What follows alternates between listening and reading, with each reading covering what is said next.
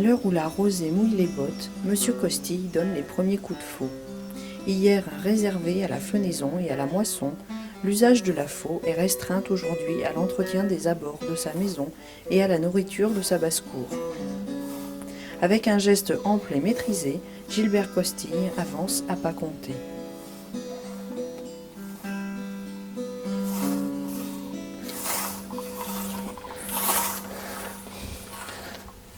Ah, c'est pénible.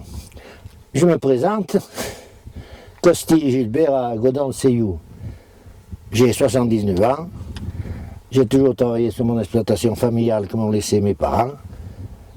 J'ai été maire longtemps dans ma commune. Enfin, je regrette rien. On apprend beaucoup de choses. J'ai l'impression que vous avez une retraite assez active. Vous fauchez encore souvent? Oh, ben, pas tellement souvent, enfin, quand il y a de l'herbe. Parce que cette année, il n'y en a pas beaucoup. Je fauche pour les lapins, voilà, de temps en temps. Et je m'occupe bien, parce que le jardin, ça donne beaucoup de travail, la basse-cour en particulier. Vous avez une jolie faux. C'est un outil que vous connaissez bien? Oh oui, on s'en sert de moins en moins. Dans une faux, c'est la lame qui compte, un bon acier. Avant, je connaissais les talabots, les rasoirs styrie. Bien sûr, la faux, pour qu'elle coupe comme un rasoir, il faut la battre, et savoir la battre. Elle est composée d'un manche, un fauteuil en patois, ça, avec deux poignées, suivant les raccourcir ou les allonger, voilà, il y en a qui tombent, enfin bref. Et puis, le coup de main, on fauche. Et quand on fauche, il faut souvent l'aiguiser, la faux? Eh bien oui, oui, ça c'est un coffin, avant il était en bois, creusé par un sabotier, et une pierre. Il y a deux sortes de pierres. Il y en a qui sont fondues, et celle-là, elle est brute, dans de la roche, de la pierre spéciale, et c'est les meilleures. La pierre, elle rectifie, elle met encore, elle donne, comment je dirais, le fil pour couper, bien couper. Et on le voit au pouce comme ça. Si elle coupe, ça se sent. Alors, avec la pierre, on passe sur la côte de leur peau, comme ceci. On passe 2 fois en général. Alors si je comprends bien, il suffit d'avoir une pierre dans la poche. Avec de l'eau dans le coffin. Il faut de l'eau, autrement ça n'aiguise pas. D'accord. Et puis quand on voit que ça ne coupe plus, eh ben, on aiguise. Voilà. Et à quel moment est-ce qu'il faut la battre alors, la faux? Ah ben, quand on a fait les bons faucheurs, c'est la manière de faucher. Si on coupe de la terre, il faut la battre plus souvent, ou de l'herbe dure. Mais enfin, 4-5 heures, on peut faucher. Un professionnel qui sait faucher. Un apprenti, ça, il n'en fera pas tant. L'entretien de la faux, c'est primordial pour un bon faucheur. Vous pouvez me montrer le battage? Mais bien sûr, j'ai bien amené le matériel là. Donc pour battre la faux, il faut s'asseoir et puis... Oh, les anciens, ils ne faisaient pas tant de manière. Ils avaient le cul par terre, poliment, et l'enclume enfoncé dans la terre, ils la battaient comme ça, sur le chantier. Directement dans le champ? Voilà. Moi, je ne peux plus le faire, je prends une chaise. Alors, la première chose, c'est de démonter la faux, bien sûr.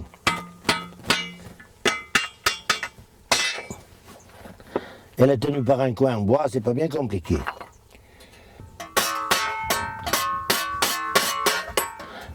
Ah,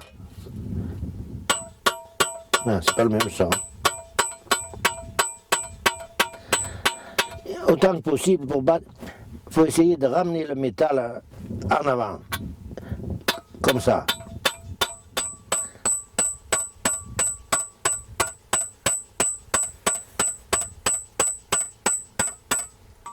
Alors là, c'est une enclume pointue, on va avec un manteau assez lourd et bombé,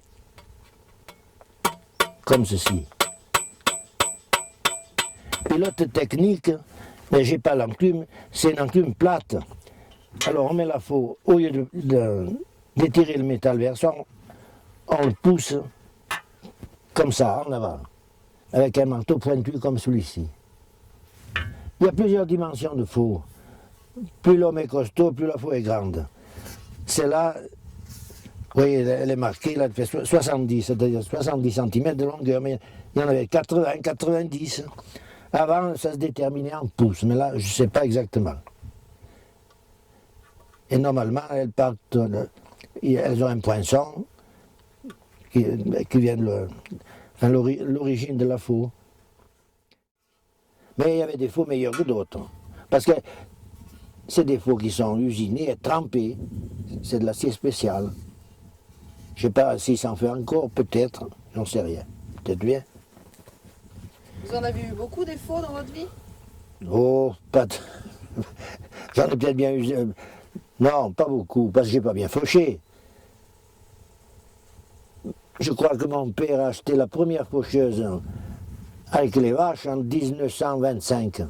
Moi, je suis né en 27, alors il y avait déjà la faucheuse avec les vaches, les laitières, bien sûr, à l'époque. Alors, on ne fauchait plus à la faux. Ben, c'était pénible, il fallait le faire. Et moissonner à la faucille, parce qu'une faucille aussi, ça se bat comme une faux. Vous savez ce que c'est une faucille? Eh bien, on coupait le serre à la main, on faisait la gerbe. C'était encore pire que moissonner parce qu'on travaillait courbé. Combatteur de faux, j'ai entendu dire, je ne l'ai pas vu. Mais quand la battaison était régulière, il mettait une goutte d'eau là, et en inclinant la faux, elle descendait au fond sans tomber. Ça devait être plutôt rare. Vous n'avez jamais essayé? Non. Non. Savoir si vous battez bien la faux. Alors, parce que regardez, on voit la battaison, ouais, ça fait un demi-centimètre, là, vous voyez? C'est le marteau qui l'a fait, ça. Dès qu'ils avaient tiré le métal. Et dites-moi, vous avez appris comment à battre la faux? Oh, ben un peu. J'ai vu mon père d'abord qui la battait, j'ai appris un peu comme ça, un peu tout seul. Mais on s'apprend, il s'agit d'y faire. On s'apprend. Si on la bat bien, si on va faucher l'herbe, si ça ne coupe pas, ça ne marche pas. Et vous avez la même technique que votre père? Ah non, mon père, il battait pas comme moi, il battait avec un marteau pointu, comme ça. Une enclume plate. Mais jamais il m'a fait voir comment on battait une faux, non. Ça s'apprend tout seul? Oui, oui, ça s'apprend bien.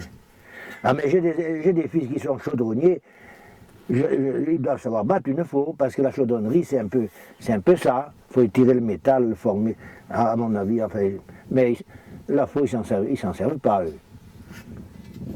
C'est ce qui fait du bruit. Moi, je me fatigue moins avec ma faux qu'une débroussailleuse, avec un moteur dans le dos. Ah ben, c'est sûr. Vous ne changeriez pas, hein? Oh, pas. Oh non. Et battre la faux, pour vous, c'est une contrainte ou c'est un plaisir? Non, c'est un plaisir. Et puis, je suis assis. Non, c'est un plaisir, c'est vrai. Puis quand je vais couper de l'herbe, je vois si elle coupe ou pas. C'est un plaisir. En fumant une cigarette, on n'est pas trop mal. C'est vrai. Et ça prend du temps de battre une faux? Oh, il faut bien une demi-heure, si on le fait comme il faut. Parce qu'on y passe deux, trois fois pour étirer le métal. Il faut bien une demi-heure. Vous avez envisagé d'apprendre à battre la faux à quelqu'un? Ou vous l'avez déjà fait peut-être? Non, parce que j'ai bien l'impression que la génération, ils ne vont pas s'embêter avec une faux. Ils prennent la débroussailleuse ou n'importe quoi. Enfin, c'est un savoir-faire qui est perdu? Ou en tout cas qui va se perdre. Oh, oui. Dans ma commune, qui c'est qui s'est battu une faux? On a les restes du doigt d'une main, sûrement. J'en vois pas bien, moi. Oh oui, ça va se perdre. Ben, merci de me l'avoir expliqué alors. Moi, je ne suis pas venu riche, mais j'ai eu la liberté. Et voilà, c'est ça. Et c'est important.